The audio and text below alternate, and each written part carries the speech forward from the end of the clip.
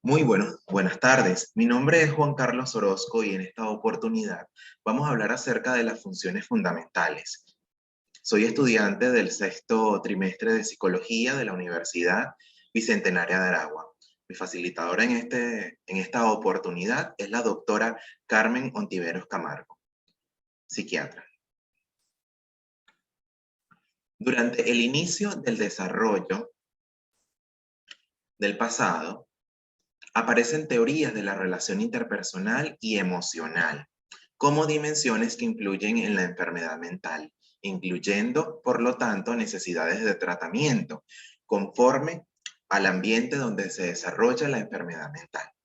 En la actualidad, la salud y la enfermedad mental sigue centrada en la patología del cerebro y el sistema nervioso central, pero enriquecida con las aportaciones de otras disciplinas, como son la sociología y las diferentes ramas de la psicología. Empezamos diciendo qué es la mente o definiendo. Y la mente implica un conjunto de procesos y actividades que se desarrollan en la psiquis, de manera consciente e inconsciente, y que en su mayoría son de carácter cognitivo. Se trata de una facultad del cerebro que permite al ser humano recopilar información necesaria, analizarla y extraer conclusiones.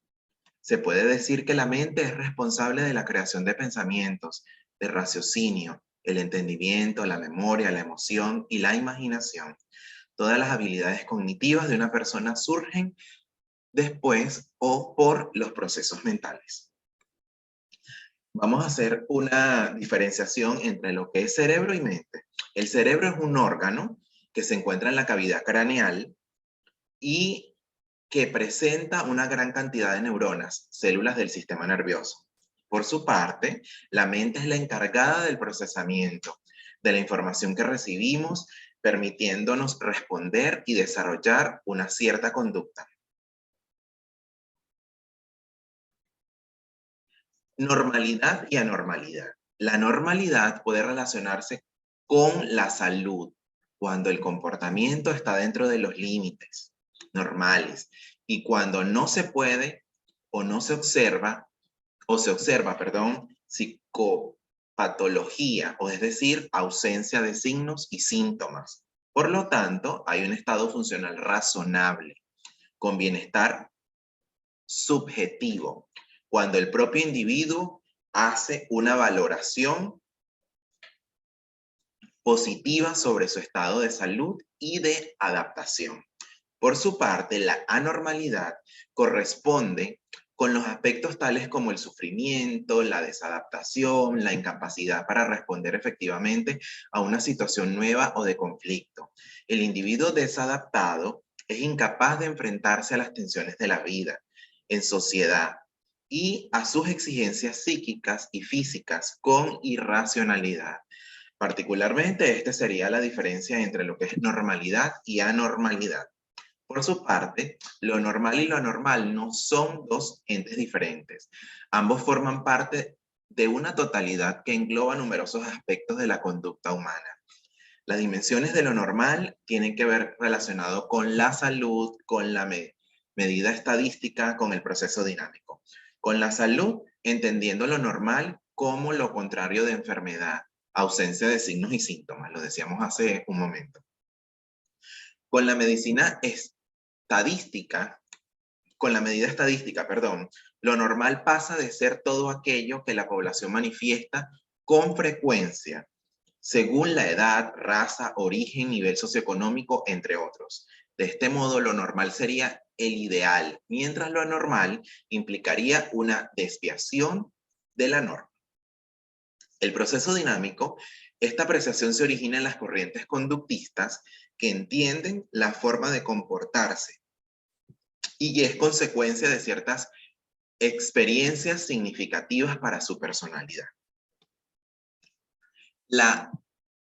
El ideal a realizar es un fundamento de las teorías de Freud y entendida como una mezcla armoniosa y perfecta de los distintos elementos de la mente, como lo son el yo, el ello, el superyo. Para esto se plantea lo normal como una utopía a alcanzar. Por su parte, en el DSM-5 no existe una definición de lo que es normal y lo anormal. Lo que hace el manual es especificar en qué consiste un trastorno mental. Entonces aquí podemos decir que cuando hablamos de trastornos mentales, pudiéramos hablar de la parte anormal del individuo, en este caso, el paciente, para identificar síntomas o comportamientos anormales que pueden indicar algún tipo de desorden. Entonces, se puede definir como un síndrome caracterizado por una alteración clínicamente significativa del estado cognitivo, la regulación emocional o el comportamiento del individuo, que refleja una disfunción de los procesos psicológicos y biológicos y el desarrollo que subyacen en una función mental. Veamos aquí particularmente, para resaltarlo en negrilla, que el DSM-5 no hace una definición de lo que es una persona normal o una conducta normal y una anormal, pero lo que sí hace es que habla del trastorno mental. Y el trastorno mental tiene una serie de síntomas o comportamientos anormales. Entonces, por eso estamos hablando de que cuando se dice o se habla de un trastorno mental, estamos hablando de comportamientos o síntomas anormales. La sociedad tiende a sentirse incómoda con la anormalidad. Por lo tanto, si alguien no se ajusta a lo que se percibe como normal, se le puede dar una serie de etiquetas negativas, como enfermo, loco, psicópata, entre otras. Estas etiquetas conducen a la discriminación, la marginación y el aislamiento, e incluso la violencia contra el individuo. Las teorías y los modelos aplicados a la salud mental son aquellos fundamentos y procedimientos analizados y descritos por distintos personajes, en lo que se refleja a la percepción particular que tenían sobre diferentes padecimientos y trastornos psicológicos observados a través del tiempo. Estas teorías o modelos están el modelo cognoscitivo, que es la significación específica que el individuo otorga a su realidad externa e interna en circunstancias específicas. Está el modelo existencial, las experiencias del presente de las personas son las que importan, es decir, el aquí y el ahora, no se enfoca en el pasado. El modelo psicoanalítico, que se centra en la naturaleza y el comportamiento desviado. Con esto propone una nueva expectativa sobre el desarrollo de las alteraciones de cada etapa. Esto Freud lo hablaba en la parte del psicoanálisis sobre que el ser humano presenta varias etapas, que es el anal, el oral, la latencia y la parte genital. También está el modelo conductual, que se basa en la conducta, lo que puede ser observable, su fundamento y el estímulo de respuesta. Está el modelo sociológico, que se centra en la sociedad, en la causa principal que afecta a las personas. Está el modelo interpersonal, que menciona que la autoestima infiere en la obtención de la satisfacción y la seguridad. Hará que una persona enferme mentalmente. El autoestima. Y el modelo de desarrollo, que este modelo fue realizado, evidenciado por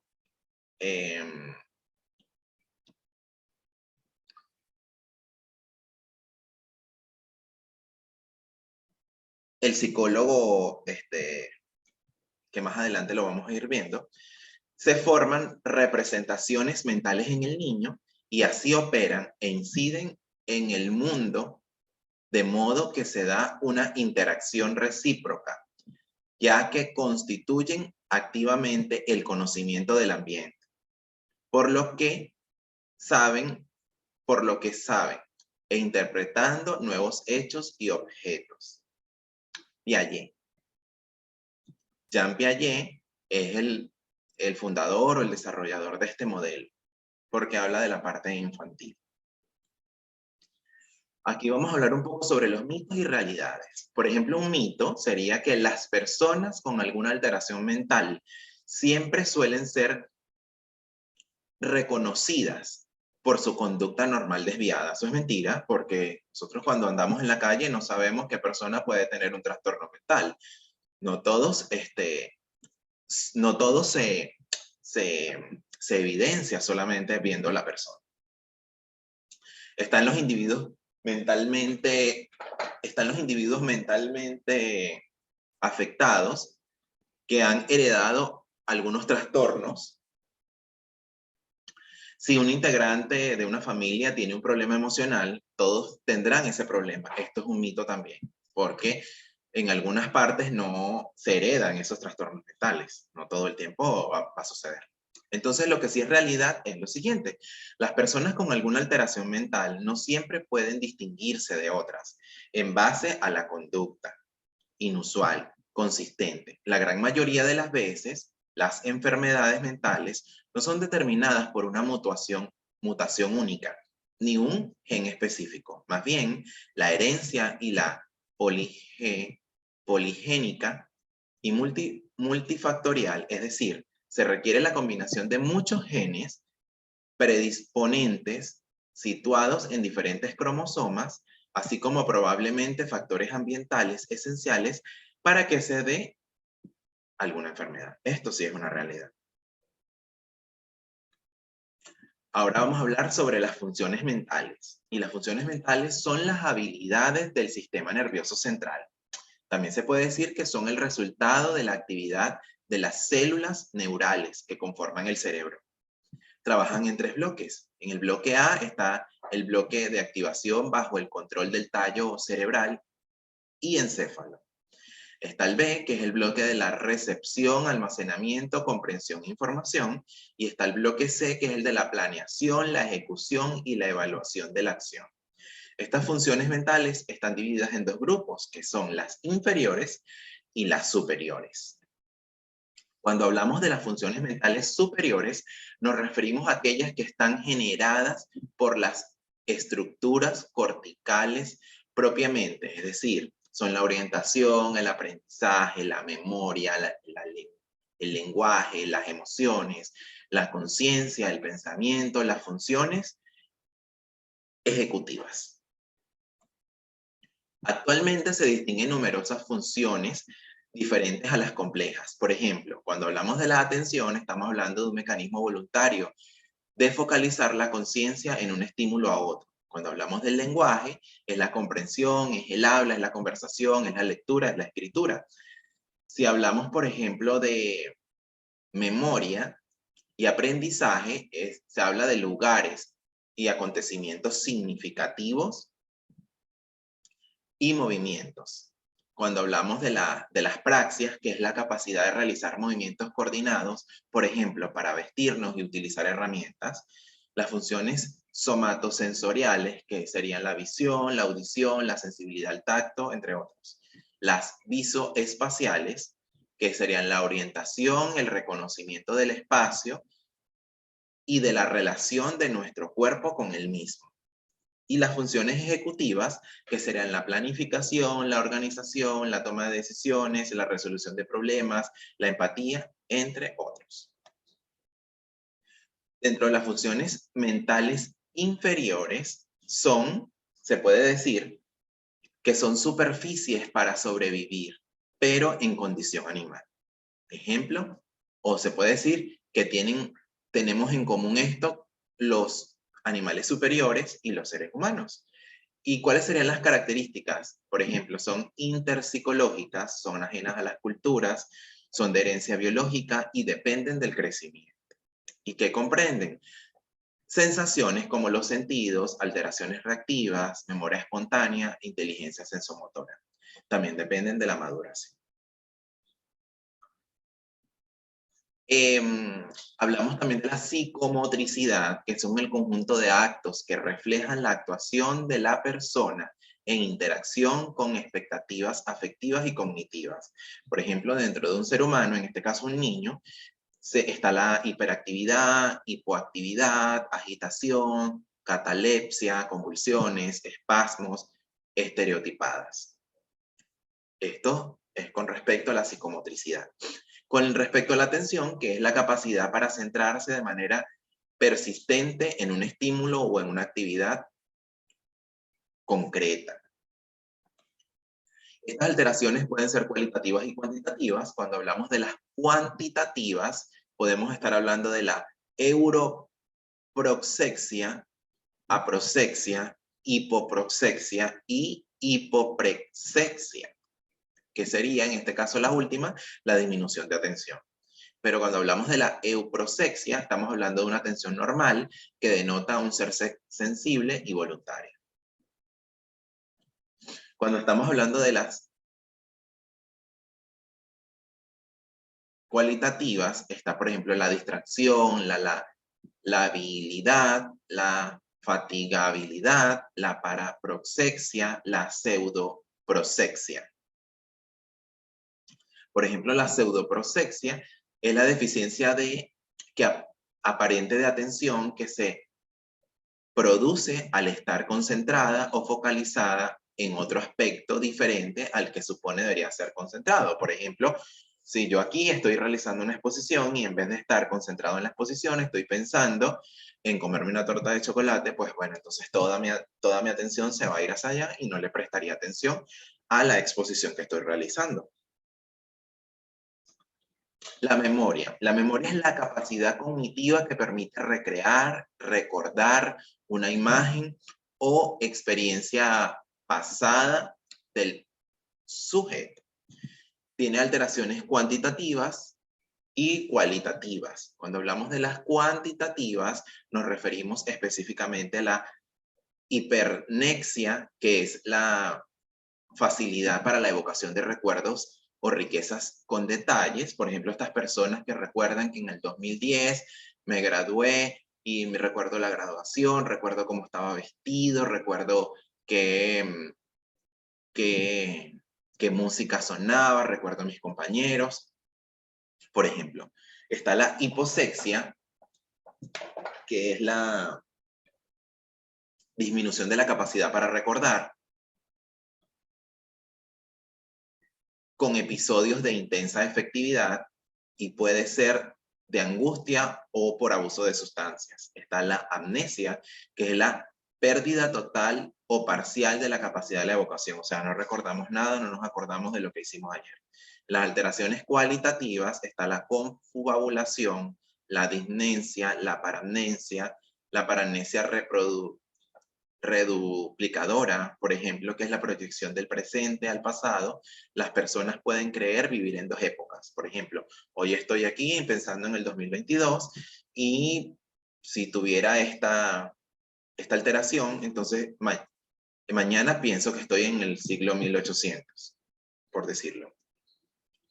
El fenómeno de lo ya visto, que es la sensación de que la vivencia nueva ya ha sido experimentada con anterioridad. Por ejemplo, cuando uno dice, wow, yo siento que estoy aquí en este lugar y es como que si ya lo hubiese vivido en otra oportunidad. Estamos hablando de eso. El fenómeno de lo nunca visto, que son estas personas o estas alteraciones que aunque están en la realidad piensan que nunca han visto tal o cual objeto, o nunca se han comido tal o cual comida, o nunca han realizado tal o cual actividad. El lenguaje. Cuando hablamos del lenguaje, hablamos de la capacidad para emplear con éxito un sistema de signos y símbolos conocidos y compartidos que permiten la comunicación. Algunas de sus alteraciones son producto de alteraciones del pensamiento. Tono de voz, reportar si este se mantuvo o no durante la entrevista, además de una cualidad alto, bajo o medio. Las alteraciones de origen psicológico pueden ser la taquilalia, bradilalia, coprolalia, las mutaciones, palabras aproximadas, palabras privadas, incoherencia, estas personas que dicen cosas que no tienen nada que ver con su realidad, disgregación, las palabras tienen sentido internamente, pero no se relacionan con el contexto en el que se insertan, producto de un pensamiento disgregado. Estereotipi son palabras innecesarias que se intercalan en el discurso para respuestas que se da el sujeto y no tienen que ver con lo que se está preguntando. Por ejemplo, estamos hablando aquí de esto y salgo yo hablando de que, bueno, en el parque cuando yo, o sea, una cosa que no tenga que ver con la otra. Entre otras. Las alteraciones de origen orgánico son la disartria, afasias, disfemia, dislalia, tartamudez, que son los trastornos del lenguaje. Por ejemplo, la tartamudez, que es la alteración fluida del ritmo de la expresión oral. Entonces, entre los trastornos del habla, podemos decir que está la dislalia, que es el trastorno de la capacidad de articular o pronunciar correctamente los fonemas. Por ejemplo, en vez de decir el loro, dice el lodo. O la disartria, que es la dificultad para articular sonidos y palabras. Por ejemplo, en vez de decir niño, dice iño.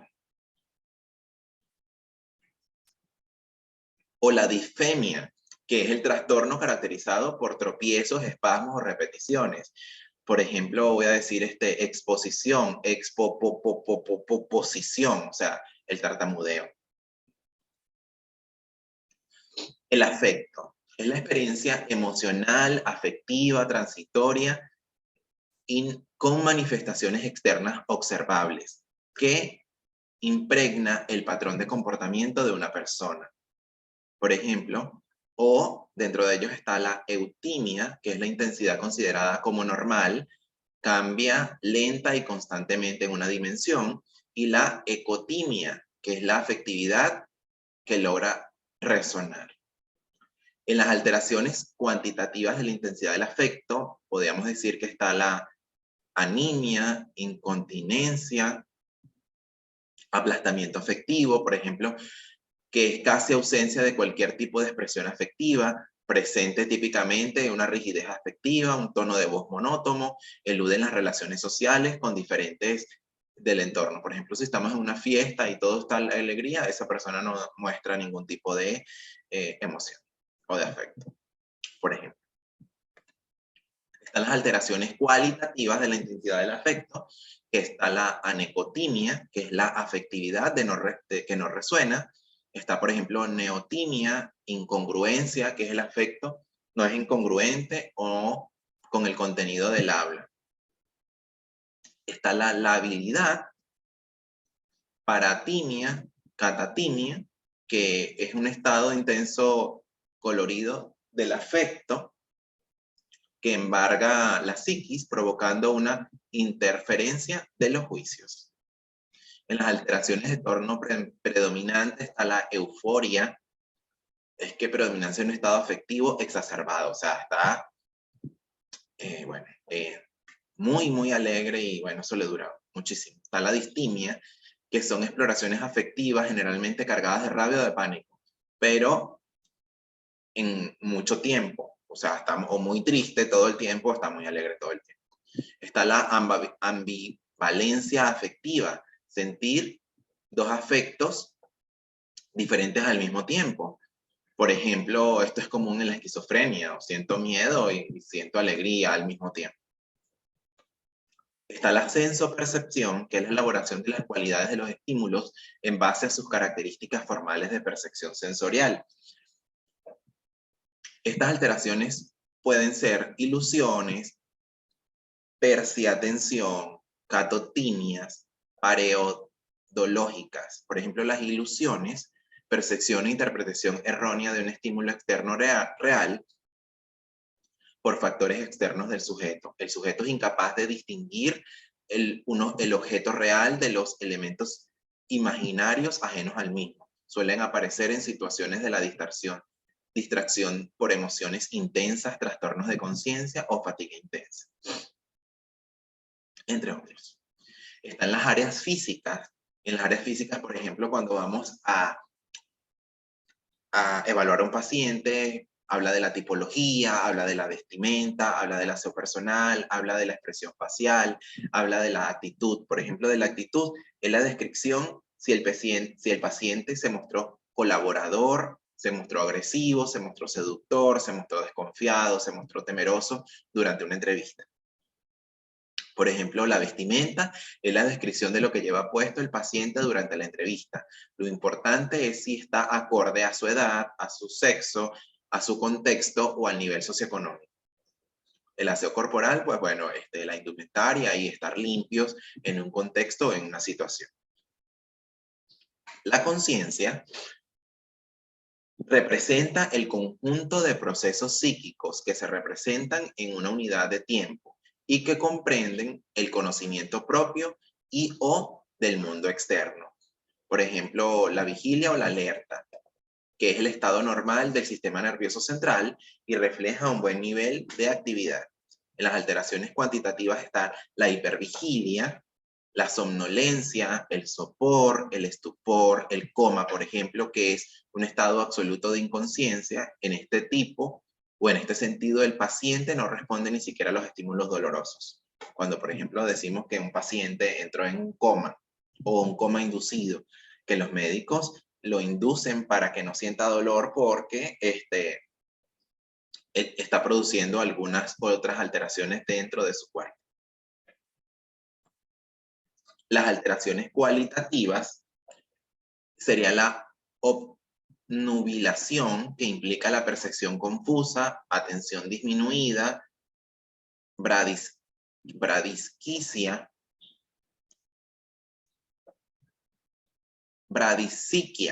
perdón, disminución de la memoria iniciativa y la comprensión. Está el estado confusional, que predomina la desorientación temporal o espacial, presencia de ilusiones, alucinaciones, provocando confusión entre la realidad y la fantasía. Esto es característico de los que tienen síndrome de delirium. El estado crepuscular, que es el estado de ánimo.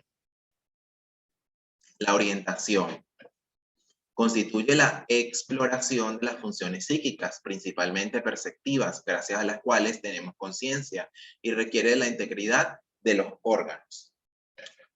Entre las alteraciones está la desorientación apática, que el paciente carece de una energía psíquica suficiente para elaborar las sensopercepciones. Y la nitidez del mundo externo. Está la desorientación amnésica, debilitamiento de la memoria que impide que se puedan asociar las imágenes mentales que permiten la orientación en tiempo y el espacio. Está la desorientación lagunar, pérdida de la orientación del espacio y el tiempo. Está la desorientación delirante. El sujeto elabora patológicamente aspectos sensopercepciones, falseando situaciones de tiempo y espacio, o sea, se inventa un mundo de maravillas o de algo que no existe en la realidad. Orientación autopsíquica de la persona de sí misma. Entre las alteraciones está el desorden del yo, la identificación del yo, el gobierno del yo, la despersonalización, la desrealización y la extrañeza del yo. Por ejemplo, cuando hablamos de la desorientación del yo, es la confusión de las personas acerca de quién es, o sea, no se acuerda de quién es como persona. Cuando hablamos de la identificación del yo, la persona pierde datos sobre sí misma. Por ejemplo, no se acuerda cuándo nació, no se acuerda cuántos hermanos tiene.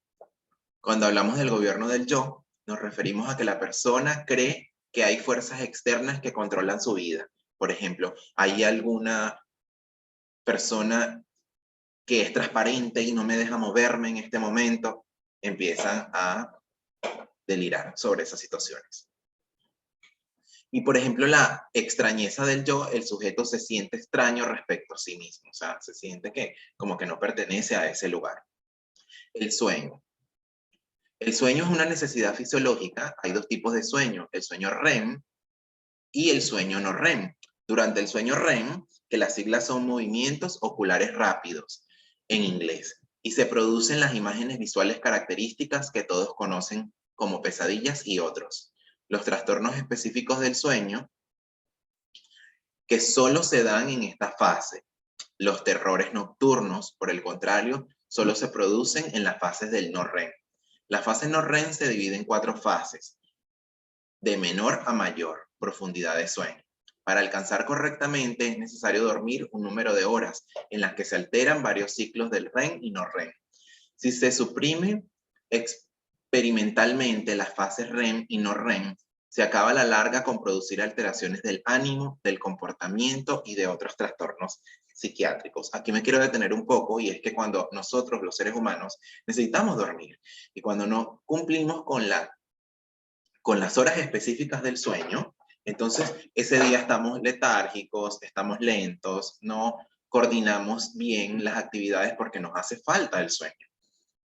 El sueño se nos puede disminuir por la edad, por preocupaciones, por situaciones en las que nos generen estrés, por a la hora de dormir estar pensando en cosas que tenemos que resolver el día anterior. Entonces eso nos va espantando el sueño. Está una glándula que genera el sueño, y se produce pues alteraciones en él. Está la parte de la sexualidad. La sexualidad despierta muchas emociones mezcladas y resulta con frecuencia convertida en la población. Lo que para unos es normal y estable, para otros es desagradable o de vicio. Hace algún tiempo que la psiquiatría perdió bastante interés en señalar que es normal y que no en el terreno sexual, para ocuparse actualmente del tratamiento de los problemas que surgen en el entorno al sexo, que causan malestar u otro tipo de problemas a las personas que los presentan. Los problemas sexuales, y como se entienden hoy en día en psiquiatría, son las disfunciones sexuales o problemas de consecución del placer sexual. Las parafilias sexuales, que son los comportamientos inusuales para alcanzar el placer, que pueden llevar el individuo problemas con la ley o su entorno social. Y los trastornos de identidad sexual, cuando causan malestar al que se presenta. Volviendo un poquito anterior a lo del sueño, se me ha olvidado que la melatonina es la hormona que genera la glándula, y esto nos ayuda a dormir plácidamente. Como conclusiones, podemos decir que la exploración de las funciones mentales es vital importancia para establecer las condiciones iniciales del paciente y entender cuál es el sustrato cognitivo de las personas para determinar los objetivos y estrategias de intervención necesarias.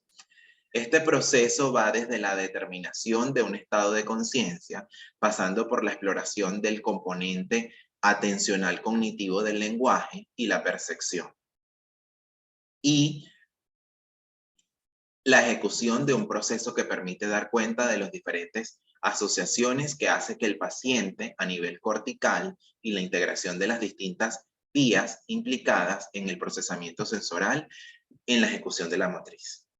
Todo esto que vimos con anterioridad es necesario saberlo, porque a la hora de nosotros hacerle una entrevista a un paciente, debemos saber cómo está su parte motriz, cómo está su memoria, cómo está su percepción, cómo está el sueño, cómo está la parte sexual, cómo está la parte alimenticia, cómo está